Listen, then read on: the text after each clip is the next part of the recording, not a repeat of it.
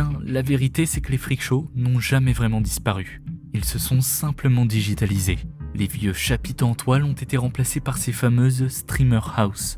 Les tickets d'entrée sont devenus des abonnements, subs ou dons PayPal.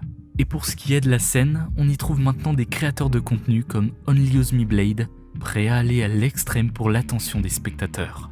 Brian en est vraiment le parfait exemple. Autrefois légende de Call of Duty, il est devenu l'attraction principale, ivre et malade, de sa propre foire aux monstres. Et c'est tout. Enfin je veux dire, on est à peine au tiers de la vidéo, je vous ai parlé du fonctionnement plus que glauque de ce milieu, je vous ai parlé de la chute de Blade, mais maintenant, j'ai plus vraiment grand chose à vous dire sur lui. Genre, ok, il est sacrément parti en cacahuète, mais il y a pas beaucoup plus. Vous avez sa vie actuelle dans les détails. Par contre, si je vous disais que depuis le début, ce n'est pas vraiment de lui dont j'ai envie de vous parler, que le vrai protagoniste de notre histoire ce n'est pas l'attraction de la foire aux monstres, mais seulement un simple spectateur qui a voulu monter sur scène.